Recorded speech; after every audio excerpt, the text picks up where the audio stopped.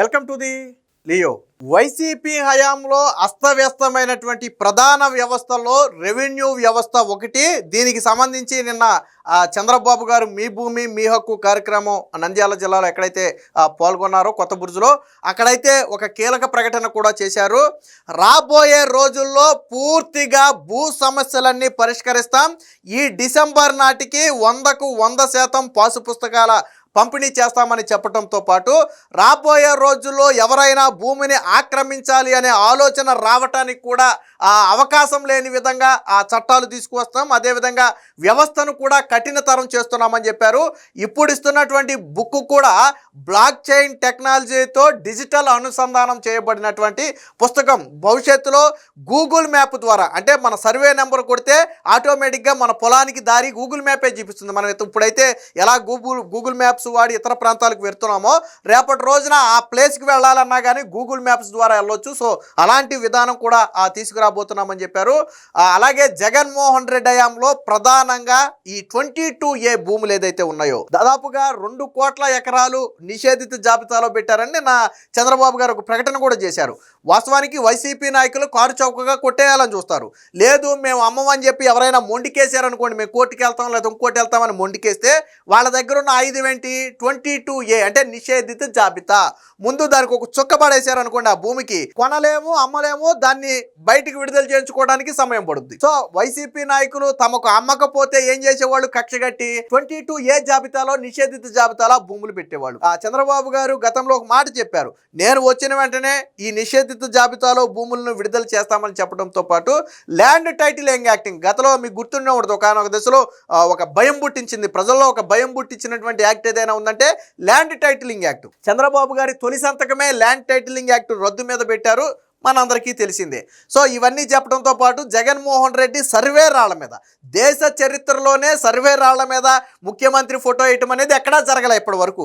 కానీ జగన్మోహన్ రెడ్డి 750 కోట్ల రూపాయలు పెట్టి సర్వే రాళ్ల మీద ఫోటోలు వేయించుకున్నాడు. అలాగే పాసు పుస్తకాల మీద జగన్మోహన్ రెడ్డి ఫోటో వేయించుకున్నాడు. ఎవడాస్తి ఎవడ ఫోటోలు వేయించుకుంటున్నాడు? గతంలో ప్రజలందరూ అడిగింది అదే కదా, ఒరే బాబు మా తాత ముత్తాతల నుంచి వచ్చిన ఆస్తి లేదా నేను కష్టపడి కొనుక్కున్నటువంటి ఆస్తి, దానికి నీ ఫోటో ఏంటని చెప్పి గతంలో ప్రశ్నించినటువంటి పరిస్థితి. జగన్మోహన్ రెడ్డి దారుణ పరాజయం పొందాడంటే ఉత్తినే పొందల, ఎలాంటి చేశాడు కాబట్టి. అయితే చంద్రబాబు గారు మాట చెప్పారు, ఈ రెవెన్యూ వ్యవస్థను ఎంత అస్తవ్యస్తం చేశాడు జగన్మోహన్ రెడ్డి అంటే దానిని గాడిలో పెట్టడానికి నాకు 20 నెలల సమయం పట్టిందని చంద్రబాబు గారు అన్నారు. అంటే చంద్రబాబు గారు లాంటి వ్యక్తికే ఒక వ్యవస్థను గాడిలో పెట్టడానికి దాదాపు 2 ఏళ్ళు సమయం పట్టిందంటే ఆ వ్యవస్థ ఎంత అస్తవ్యస్తమైందో మనం అర్థం చేసుకోవచ్చు. రాబోయే రోజుల్లో మాత్రం ఆ భూ యజమాని ఆమోదం లేకుండా, భూ యజమానికి తెలియకుండా వేరొక వ్యక్తి ఆ భూమిని ఎట్టి పరిస్థితుల్లో కబ్జా చేయలేడు, చేయబోడు కూడా. సో అలాంటి విధానాలు తీసుకొస్తున్నాం.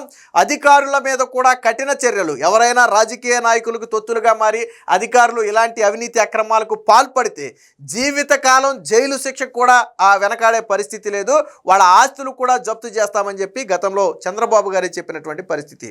సో మొత్తంగా రెవెన్యూ వ్యవస్థ ప్రక్షాళనకైతే వచ్చే ఏడాది నాటికి రెవెన్యూ వ్యవస్థ పూర్తి స్థాయిలో ప్రక్షాళన చేస్తాం. ఈ ఏడాది చివరి నాటికి 100కు 100% పాసు పుస్తకాలు పంపిణీ చేస్తామని చెప్పారు. ఎవరైనా కబ్జా చేయాలనే ప్రయత్నం చేస్తే వాళ్ళకి జైలు శిక్షే గతి తప్ప మరొకటి కాదు అని చెప్పి నిన్న చంద్రబాబు గారు అయితే చెప్పారు. దానికి సంబంధించిన వార్త ఒకటి వచ్చింది, ఒకసారి చూద్దాం. భూములు ఆక్రమిస్తే జైలుకే, పైసా ఖర్చు లేకుండా మీ భూమి మీ చేతికి, దీనికోసమే రాజముద్రతో పాసు పుస్తకాలు పంపిణీ అని చెప్పారు. QR code, block chain technology తెచ్చాం, 22A భూములు పెట్టి ల్యాండ్ టైటిలింగ్ యాక్ట్ తెచ్చి వైసీపీ అరాచకం రెవెన్యూ వ్యవస్థను అస్తవ్యస్తం చేశారు. ఈ ఒక్క దుర్మార్గాన్ని సరిదిద్దడానికే 20 నెలలు పట్టింది. డిసెంబర్ నాటికి పాసు పుస్తకాల పంపిణీ పూర్తి. రానున్న రోజుల్లో గూగుల్తో నేరుగా భూమి వద్దకు, సీమలోని ప్రతి ఎకరాకు నీరందించడమే లక్ష్యం. నంద్యాల జిల్లా కొత్తబుర్జులో సీఎం ప్రకటన. సో మీ భూమి మీ హక్కు కార్యక్రమంలో పాసు పుస్తకాలు అయితే స్వయంగా పంపిణీ చేశారు. విచిత్రం ఏంటంటే గతంలో ఈ పాసు పుస్తకం కోసం రైతులు కాళ్ళు అరిగేలాగా ఏళ్ల తరబడి తిరిగిన, ఈవెన్ వైసీపీ 5 ఏళ్ల కాలంలో 5 ఏళ్ల పాటు రెవెన్యూ చుట్టూ తిరిగినా కానీ పాసు పుస్తకం రాని వాళ్ళు ఇంకా చాలామంది ఉన్నారు. అలాంటి వాళ్ళకి ఈరోజు ప్రభుత్వమే పిలిచి ప్రతి నెలలో మొదటి తేదీని వదిలేసి ఆ తర్వాత దాదాపుగా దాదాపుగా వరుసగా 8 రోజులు 10 రోజుల పాటు పాసు పుస్తకాల పంపిణీయే లక్ష్యంగా పెట్టుకున్నారు. ప్రతి రైతును పిలిచి పాసు పుస్తకాలు పంపిణీ చేస్తున్నారు. ప్రతి నెల కూడా చంద్రబాబు గారు పాసు పుస్తకాల పంపిణీ కార్యక్రమంలో ఏదో ఒక రోజు పాల్గొంటున్నారు. అంటే 5 ఏళ్ల పాటు తిరిగిన రానిది ఈ రోజు ప్రభుత్వమే పిలిచి చేతిలో పెడుతుంది అంటే గొప్పే కదా. ఖచ్చితంగా రైతుల కళలో కూడా ఆనందం ఉంది. సో ఆ విధానాన్ని చంద్రబాబు గారు తీసుకొచ్చారు. గత ప్రభుత్వం రెవెన్యూ వ్యవస్థను అస్తవ్యస్తం చేసింది. సర్వే రాళ్లపై జగన్ ఫోటోలు ముద్రించడం కోసం 750 కోట్లు ఖర్చు చేశారు. 1.95 కోట్ల ఎకరాలను 22A పెట్టడమే కాకుండా ల్యాండ్ టైటిలింగ్ యాక్ట్ తెచ్చి ప్రైవేటు భూములను చెరపట్టారు. సొంత వాళ్లకు కట్టబెట్టారు. మేము అధికారంలోకి వచ్చిన తర్వాత చట్టాన్ని రద్దు చేశాం. వారు చేసిన ఈ ఒక్క దుర్మార్గాన్ని సరిదిద్దడానికే మాకు 20 నెలల సమయం పట్టిందని చెప్పి నిన్న చంద్రబాబు గారు మాట్లాడారు. వాస్తవానికి చంద్రబాబు గారు ఒక వ్యవస్థ మీద 20 నెలల సమయం తీసుకున్నారంటే అది ఎంత దారుణాతి దారుణంగా ఇంకొక వ్యక్తి అయితే దాన్ని అసలు గాడిలో కూడా పెట్టలేడు.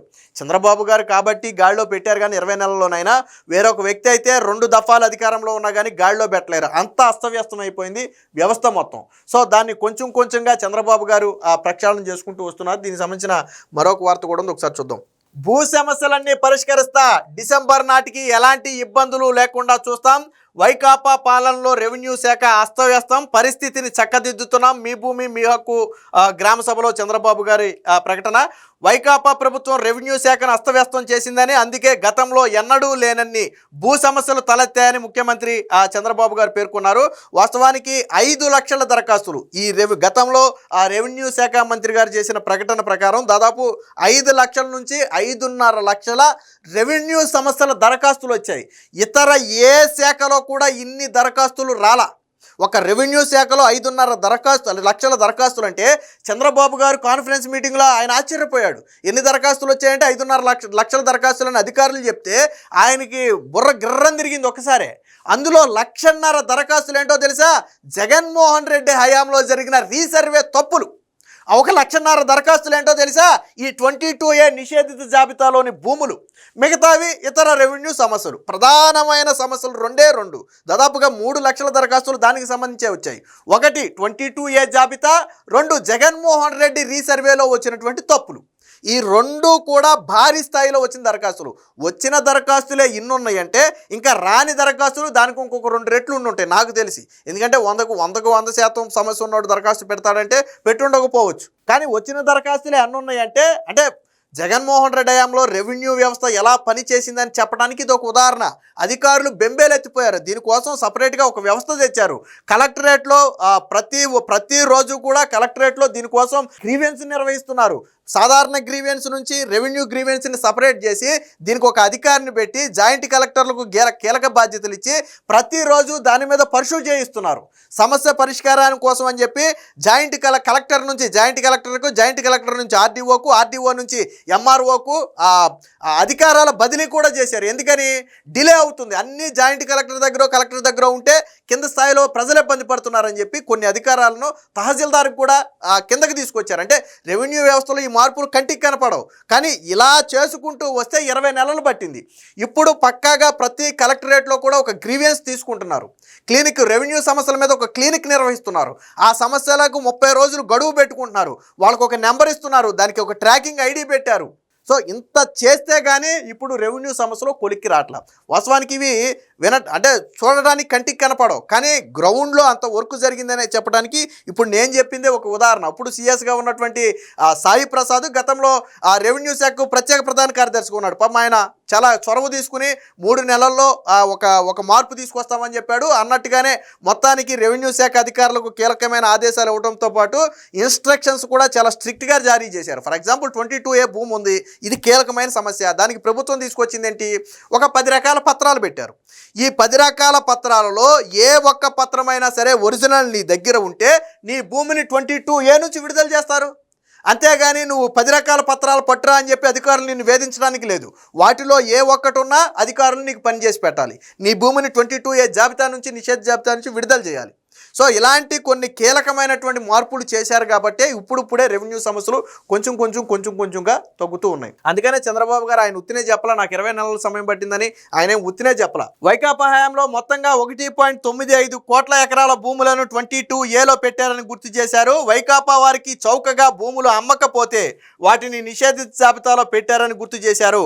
మీ ఆస్తులు భూములు కాపాడతానని ఎన్నికలప్పుడు మాటిచ్చా, దాని ప్రకారమే అన్ని రకాల భూ సమస్యలు పరిష్కరించుకుంటూ వస్తున్నా. ఒక వ్యక్తి భూములను గతంలో మంత్రిగా పనిచేసిన వ్యక్తి ఆ ఇతరులకు ఇచ్చేశారంటే ఎంత దుర్మార్గమో అర్థం చేసుకోండి అని చెప్పారు. అంటే గతంలో మంత్రులుగా ఉన్న వాళ్ళే అభంశుభం తెలియని ఒక వ్యక్తి భూమిని ఇతర వ్యక్తుల పేరిట అక్రమంగా రిజిస్ట్రేషన్ చేసినటువంటి పరిస్థితి ఉందని కూడా చంద్రబాబు గారు చెప్పారు. ఏది ఏమైనా మొత్తంగా ఈ ఏడాది చివరి నాటికి డిసెంబర్ నాటికి దాదాపుగా అన్ని రెవెన్యూ సమస్యలు పరిష్కరించడమే లక్ష్యం అని చెప్పి చంద్రబాబు గారు ప్రజలకైతే ఒక స్పష్టమైన హామీని అయితే ఇచ్చారు. Please subscribe to Leo News for more videos.